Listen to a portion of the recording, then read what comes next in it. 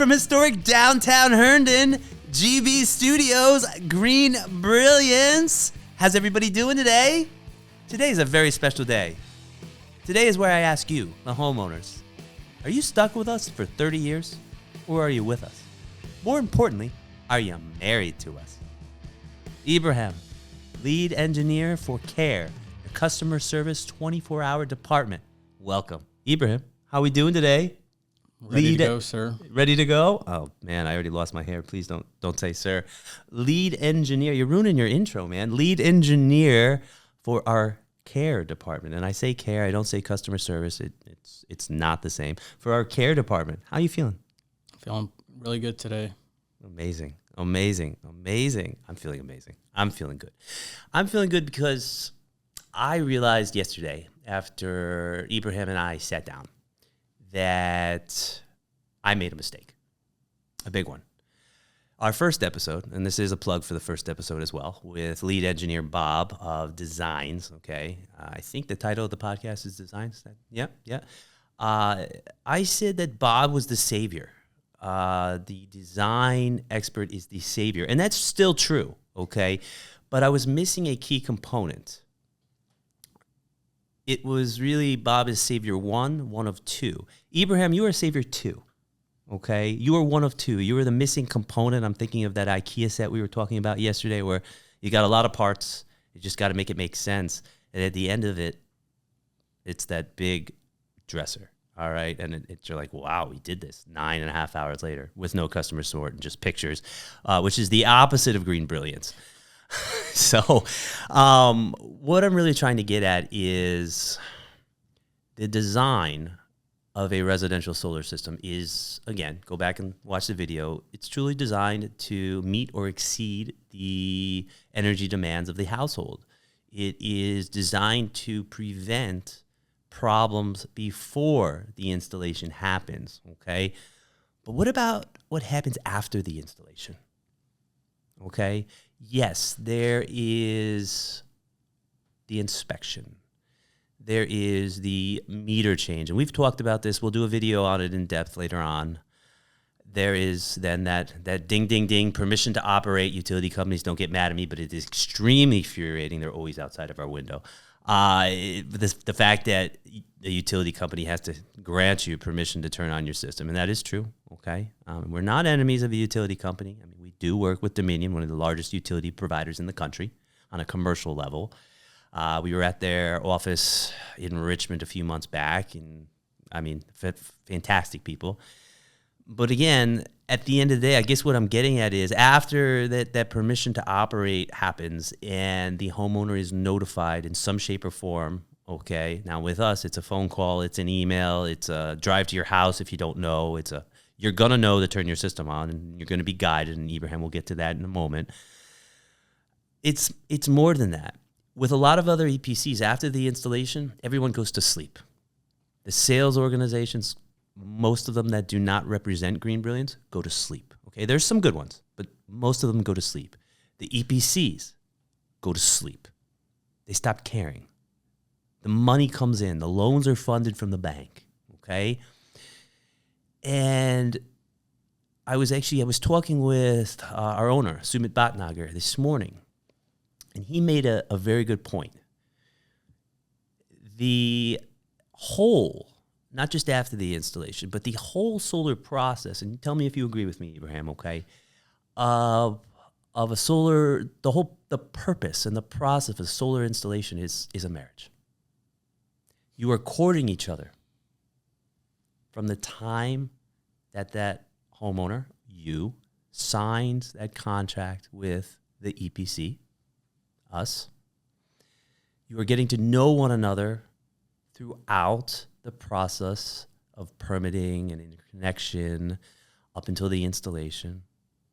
And then that knot is eventually tied, right? When that permission to operate comes, okay? So I'm a picture person, so okay, the deal is signed. Hey, I just met you. So for instance, my wife, I met her at P.F. Chang's, and I introduced myself in Spanish, and she said, I don't speak Spanish, and she walked away. So maybe that deal is signed several times, okay? All the way up through installation, where all of a sudden my wife had said yes, and we get married. Okay, Logan comes. Hey, buddy. But a good marriage takes work. A good marriage takes commitment. More importantly, you, the homeowners, are stuck with us, or you're with us for 30 years and beyond. So that marriage is infinite.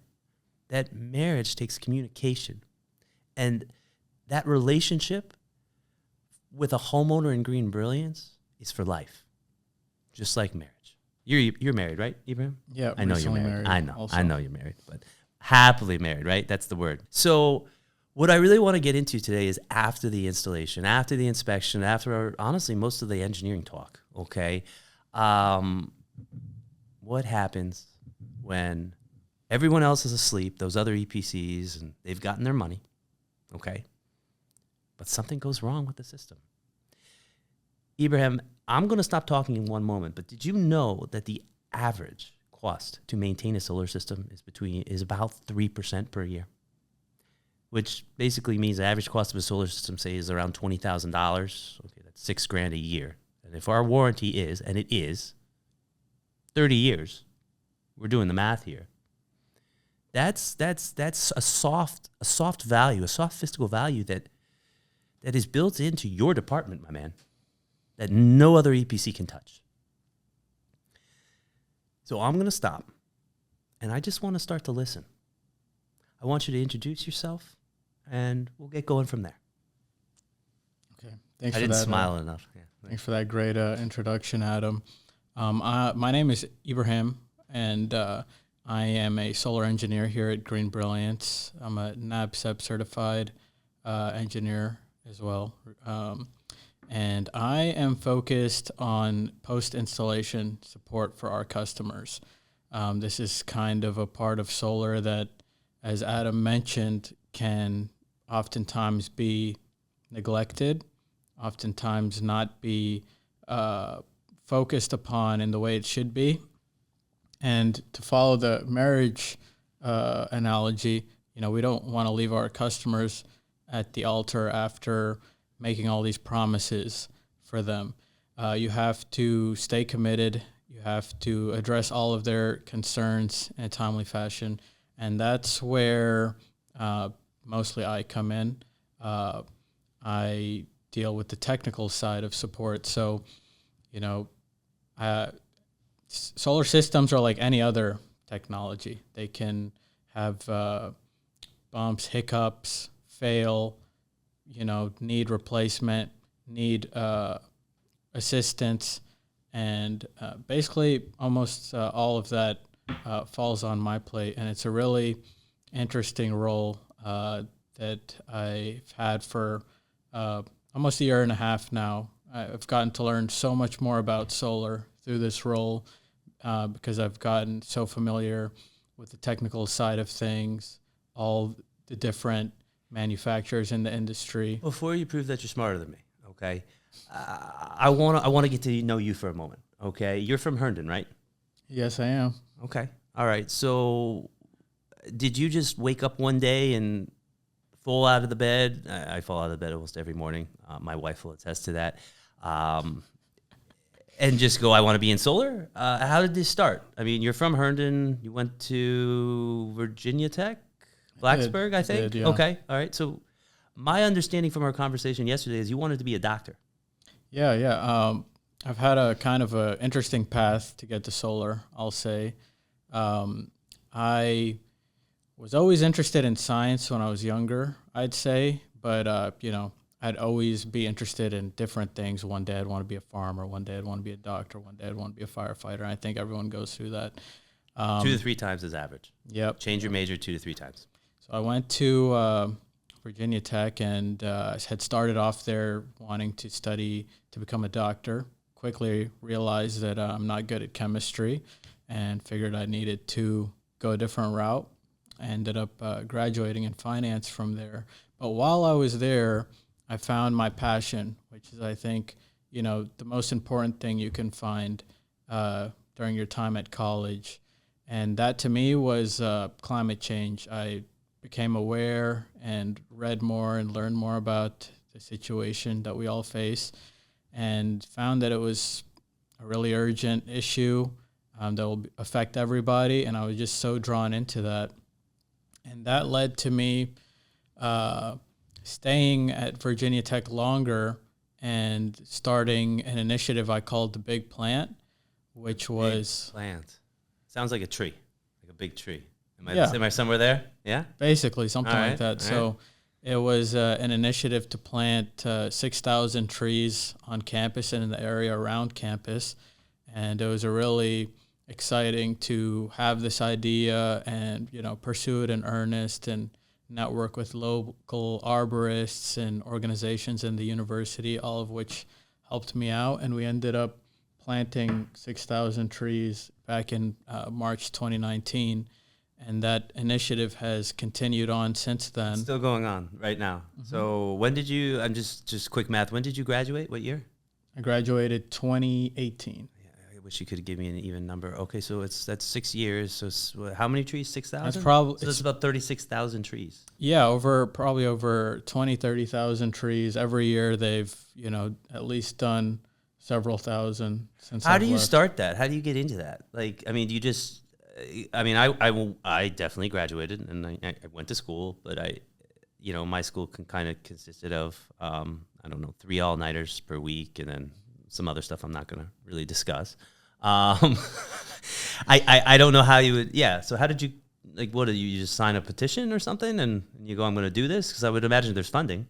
Yeah, so it was a whole ordeal in and of itself. I found a part-time job with an arborist, worked with him, asked him what I should plant, asked him all those initial questions you'd have if you have this idea, and I got to network with local environmental organizations who put me in touch with homeowners who are willing to supply the land. And then I was able to apply for grants to the university as well. So you have the funding, you have the land, you purchase the seedlings, and then you do the fun part, which is marketing it on a big campus. And that went pretty well as well. So, it was a great event, and all the trees were planted in a few hours. And since then, there's always been a passing of the torch to the next organizer, and that's how it's been able to keep going. I thought that I was proud until about the tree talk. This is the tree conversation to me now because I recycle because my wife wants me to recycle at home. And now I feel like a very bad person. No, you have outdone me. It counts. Okay. All right. So let's move on from that. What happened after that? Because what I really want to get at is, again, I want to know Ibrahim. I want to know who is behind this care, this customer support that comes in after the installation. It's actually there right at the time of signing, but I want to emphasize at the time after the installation. What did you do after? And in order to do that, I got to get to know you, man. So what did you do after this? Yeah.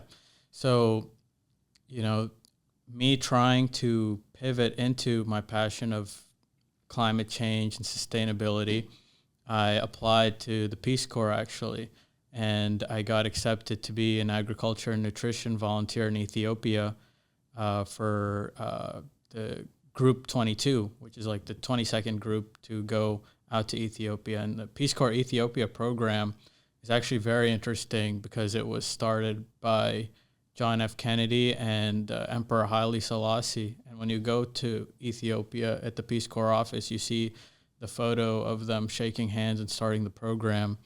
And I was so excited to, make it to my site in Ethiopia. And we were trained in how to plant vegetables and, keep bees. We got to wear all the beekeeping equipment. Oh, really? Like the Breaking Bad suits, but like for bees? Yeah. So we'd go out into the Ethiopian forest at night, and there was about 40 of us in our group. In these suits. I'm a picture person. Yep. I would be terrified knocking if down I looked out my window and I and, saw somebody. Yeah. Collecting honey and smoking, and we got to build chicken coops and all that. And it was a very interesting, formidable experience, which was cut short due to the pandemic of 2020. There was a worldwide global withdrawal of the Peace Corps, which was the first time in history. So all of a sudden, after 3 months, I was right back here in Herndon. Thankfully, I got reached out to by Bard Center for Environmental Policy, which is a master's program in New York State, and applied, was accepted, and basically found an opportunity to do a master's in my passion of climate change, and graduated in climate science and policy back in 2022. So through that experience, here now we're getting into the solar. Yeah, I'm not trying to cut you off, but I'm really feeling bad about this only recycling thing now. You're much smarter than me. Do I need to recycle more? Is that like I got to make up for it somehow? All right, keep going. Let's okay. Yeah, so let's see. So as part of the master's program, we all get an opportunity to do an internship, and they have lots of connections through the program. So I actually ended up landing an internship in Adam's hometown, the biggest town there is, New York. So at SolarCal, they are a corporate and industrial focused firm in New York, focused on basically being a solar brokering firm between clients and installers. So they advise customers on how to go solar. They do an initial design. They, get the electricity bill, and basically open an RFP and advise on which EPC would be best for their project. So I got to be on the project team as an intern there, and I got to learn how to design solar systems on helioscope. I got to learn how to, do the project financials to show, the turnaround time for your money to come back to you and the cash flow involved in a major solar project, and put together, presentations for clients to convince them why they should go solar. And I was initially supposed to be on for 6 months with them, but I was extended to almost a full year. And through that, I was able to gain all this experience. So long story short, or let's see, how should we transition here? Long story short, man, we've established the simple fact that you care about the environment. I'm way outgunned right now, and I think I've been with with GreenBrilliance a lot longer than you. But this tree initiative, I mean, I can summarize your entire life, but let's get back to, I guess, transition now into GreenBrilliance. Yeah. My understanding is it was like a Google Maps thing, like that got you in the door, or Yes. like how did that Simple as work? that. So after I graduated from my master's and came back to my hometown of Herndon and everything, and I'm going to give a piece of advice here. I had tried applying on a bunch of jobs on LinkedIn and things like that, and a lot of times these platforms, they receive hundreds or thousands Sure. of applications for a Catapults, job. yeah. And, a lot of times it can just take a lot of time. So I did the simple thing. I just looked up solar in Google Maps and found this great solar company within 2 miles of my house off Eldon Street here. And, Historic downtown Herndon. glowing 5-star reviews and, lots of them, over 300. So I was just like, what is this company? And I just printed off my resume, walked in person with my resume, and happened to run into our director of business development here, Amir. And I just gave him my resume, shook his hand, and said, I'm looking for a job. And they called me back the next day or so, and I've been here ever since, basically. You're passionate, man. And that's obviously, it's proven day to day. And what I've really tried to do is really just kind of, again, peel back that onion. So you homeowners out there, you other sales organizations out there, you other EPCs out there, you get to know Ibrahim, because Ibrahim is behind the scenes of our care and our customer support team. So, okay, you got the job, right? He hired you. He didn't there was not 10 interviews. Sometimes that does happen. And that's a big sigh that it's Best not a good interview company. process Okay. I've ever been a part of. I just had a conversation with Bob, and from there, I was getting a call that we want to give you an offer. We welcomed you with open arms. So when you got here, okay, we did have our care department was still here, okay, but GreenBrilliance is ever changing. Any business needs to stay dynamic. I think it's blue ocean strategy. Wow, that's from college. I learned something. Okay, where you adapt or die. You have to consistently try to improve. So what was the care customer support, which is still 24 hours a day? What was that like when you arrived at GreenBrilliance? And I know you've made some tweaks. Let's hear about that. See how that really actually affects homeowners.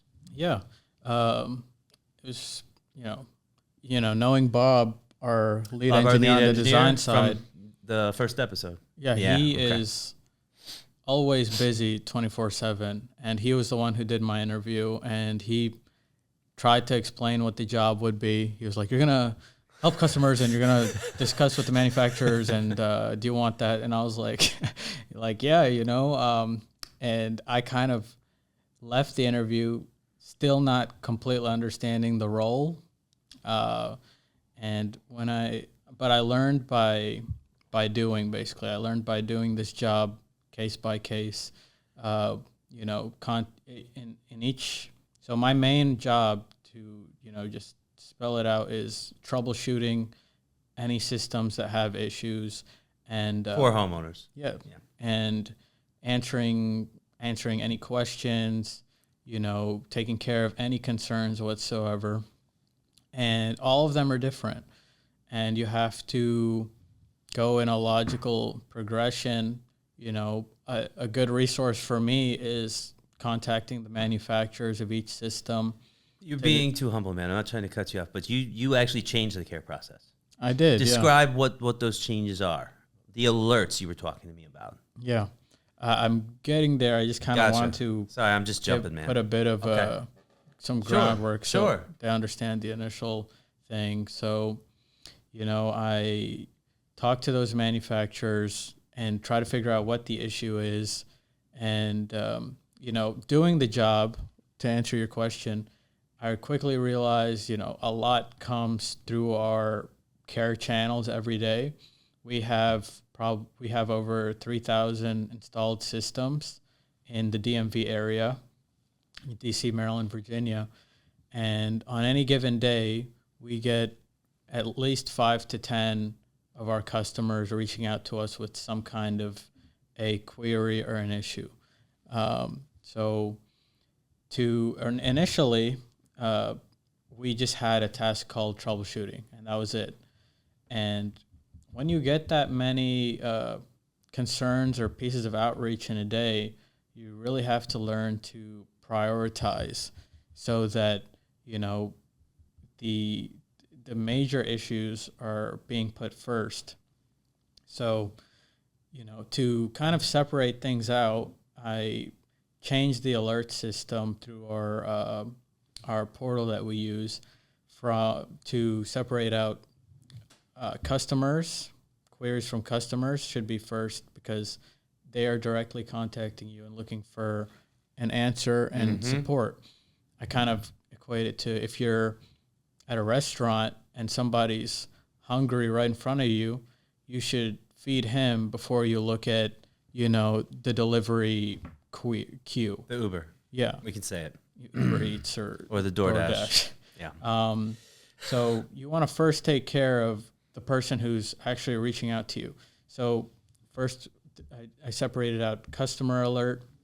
We also get alerts from the manufacturers themselves that something's happening with the system. We also get pieces of outreach through SREC aggregators who credit the customers for their production. A lot of times they will have systems in place to show, the production is underproducing or a system is having some kind of issue. They'll reach out to us as well. And then sometimes, we on our own can look at a certain system and see that it's having some kind of a technical issue. And you don't want to just ignore that because no one asked about it. So on that one, I opened a another channel called Fleet. So now we have customer service specialists who receive the first outreach. Our main lead is Anastasia, and Adam will mention her a bit more. But they kind of put things on the initial track for me. So when I first look at it, I can know who reached out about it, prioritize it, and looking at, how big of an issue is it. In certain cases, you can have an inverter that goes down, and if that happens, none of the solar will be working at all. It's like, that definitely should be worked on first. Anastasia's in my office back and forth. That is the biggest. Adam, and she is she is an amazing person. I'm not doing her accent justice, but solar system not working, inverter. I'm like, well, did you talk to Ibrahim? Yes, he's on it, but we need to get a hold of the client again and follow up. And literally, this is the amount of attention that goes on, because if you can imagine, and please testify to this, there is hundreds of phone calls daily. Anastasia is taking those, and you are making them back to the homeowner, diagnosing the issue. Yeah, it's definitely, a lot of work coming at you in the day. You got to be really organized and know how to prioritize issues. You can get an inverter going down, in which case sometimes you can fix the issue. Sometimes you have to get a replacement, and you have to do all of that as fast as you can. And I've gotten to make connections with our manufacturers so that, in certain cases I can deal with a specialist or a manager, and they can do things faster for me. And we also, in some cases, have made agreements with some of our manufacturers in which they'll also monitor our fleet as well. So if they see something's happening, a lot of cases they'll automatically, immediately issue a replacement, and that can cut down lead times on getting issues and systems fixed and replaced. So all of that tracking for those logistics on shipments is also on my plate as well. There's about 50. I'm going on. No, it's a lot, man. It is. It's a lot. No, it's and honestly, it's probably more now. Okay, we use I can't say amazing. It's more than amazing. System suite software program called Blaze, and this system it will 100% AI design a customized solar system for you. But let's not focus on that. What it'll also do is it truly puts the power in your hands. And I'm getting at in a moment about your workload is the biggest and the coolest thing about this software is it's on your phone. It's also on your phone. Okay, so when it's an app, and I've got the Rangers app, I've got the Blaze app. I think those are really the only two apps. That's all you need. Music, okay, I've got YouTube Music, and you'll get instant notifications. The homeowner will know what's going on with the system at all times. How much production? It'll have a little sun up, and it'll tell you when the highest production times are coming. A few frequently asked questions page. It'll have a chat, a real chat. It's not like one of those Xfinity chats. Has anybody been on the phone with Xfinity? Well, I've been on the phone with Xfinity. It is a rhetorical question because I need to get this out. 42 minutes to get somebody actually on the phone or to get an answer. You're not talking to anybody on this chat. This is a real chat. So with Blaze, the alerts are the most essential in my mind for this topic right now, part of the conversation, because within your phone, okay, you're knowing if something's going wrong. You're knowing if that inverter is down. And when I say you, the homeowner, okay, GreenBrilliance has invested a lot of money in working with Blaze because it's a phenomenal program. But what I'm getting to is more alerts, more knowledge, more communication, more work for Ibrahim and Anastasia. Okay. Yeah. And, even though we try to focus on the most major issues, we're also here for any issue at all. Another part of my job, other than, fixing systems and making sure equipment is being properly replaced and all of that, and monitoring all of that, is conducting technical consultations with any customer that wants one. If they want to discuss why their bill's so high, or explain how to use their app or anything like that. Another thing is, supporting them to take technical measures on their equipment over the phone. In some cases, there's ways to fix and get systems back online that are somewhat simple and doesn't require us to roll a truck for that. Truck is in like actually going to the homeowner's house. Okay. We can just, I can give them a call, and, guide them through how to take a troubleshooting step that can get their equipment producing and back online. So, we are here for any questions or support that our customers need. And I'm glad you brought that up. I want to hear you can tell me all day, Miriam will cut us off. So just give me one story of a homeowner that we've helped. I mean, we've got thousands, so there's got to be something that comes to mind, because again, I see you on the phone all day long. Yeah. There's so many stories I could say, but the thing I'm always try to be most on top of, I say, is those inverter replacements. We have a lot that happen. We're now getting them to happen with more automatic measures in place to cut down on lead times. So I'll say one funny one is, we had everything happen. The inverter gets shipped to the site. The replacement happen. Everything be replaced and swapped on online monitoring. And after all of that, the customer emails at 11 at night and is like, why isn't my solar working? Well, sun's not shining. So, even a question like that, you've got to still give them an answer. And that's all to, make sure our customers are happy, as well as maintain our reputation as a excellent installer. Where do you see, and I'm not going to say in the next 5 years, that's like an interview question. Where do you see GreenBrilliance going? We're gonna end semi-end with this. Where do you see GreenBrilliance going within the customer care realm? Because obviously there's only room for improvement. And how do you want to be a part of that? You already are, but how do you want to make a big impact on that? Yeah, GreenBrilliance continues to install, hundreds of systems every year, and that's leading to a bigger and bigger fleet. So I'd like to, add more automatic measures in place to ensure that our fleet overall is very healthy. Make sure that our tasks are getting turned around as fast as possible, and a lot of these things can be more efficient, so that our customers miss out on as little time as possible on these systems that they've invested so much of their time and money in. Yeah, I wanna. Okay, so homeowners out there, my name is Adam J. All right, and I have a solar system with GreenBrilliance, and my inverter is down. I'm looking at my Blaze app. Something's wrong. I'm not producing. I call GreenBrilliance. Anastasia picks up the phone.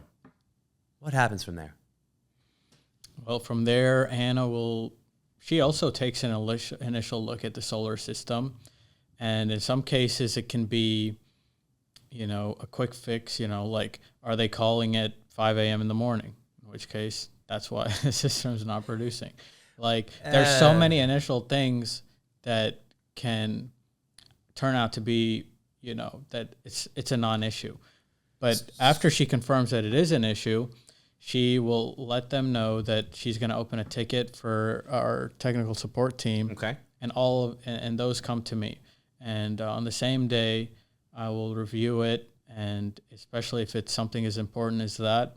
Let's say that that's what happened. Yeah. And I'm happy. I'm not mad. We're going to just be easy. Okay. So yeah. What I'll do first is we actually have automatic replacements that happen. So I'm gonna go take a look at that list, because in some cases it can already be, the gears turning for that replacement to happen.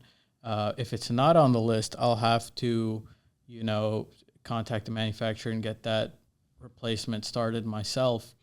And then from there, we have to, every step of the way, make the customer aware that, either that you are already due for a replacement and it is started, or let them know that we've just started the replacement ourselves. So you're calling me? You let me know We every step of the way? provide- Because I'm really antsy too. I'm happy, but I'm antsy. So I'm calling like every 3 hours. Yeah, Anastasia's going, Adam, the other Adam. Like, what's going on? And I'm like, I don't talk to Ibrahim. She is. She's talking to you. What's going on? Yeah, so we automatically issue an email at every step of the process. Okay. And the cool thing too, the platform we use for any action item I take, there is a informing of the customer task that is opened up along with that. So other members of our team will inform that customer. Communication.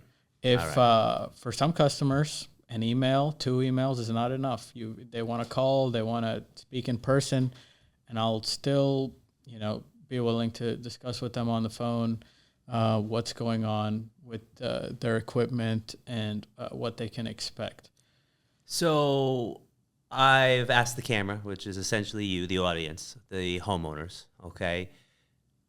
Are homeowners stuck with GreenBrilliance for the next 30 years after they sign their contract after the installation, or are they actually married to that homeowner? That seems to be the same question, and I'll say, yeah, they are happily stuck with GreenBrilliance for 30 years, because we're not going to leave them, high and dry after they've paid and installed their system. We've got to be here to maintain the system every year to make sure it is producing as best as it can. And I generally don't do this. I always talk a lot, but from the heart, that is truly what makes GreenBrilliance different. That is why we are here. And Ibrahim, we as GreenBrilliance truly know what you do. We support what you do. We're all running around with our heads cut off, but at the end of the day, you, Anastasia, the entire customer care department are the lifeblood of this organization, and you are the ones making a difference in the homeowners' lives. So GreenBrilliance thanks you. Thanks for coming on the show. I appreciate that. So glad to, be a part of making a difference at GreenBrilliance in this really critical way. Adam J. Live signing out on this gloriously sunny day while the utility companies are still picketing our fences. Ibrahim, lead engineer for our customer care at greenbrilliance.com support center. Thank you for making a difference to our homeowners. Homeowners, we are married to you for life. We love you. Have a blessed day.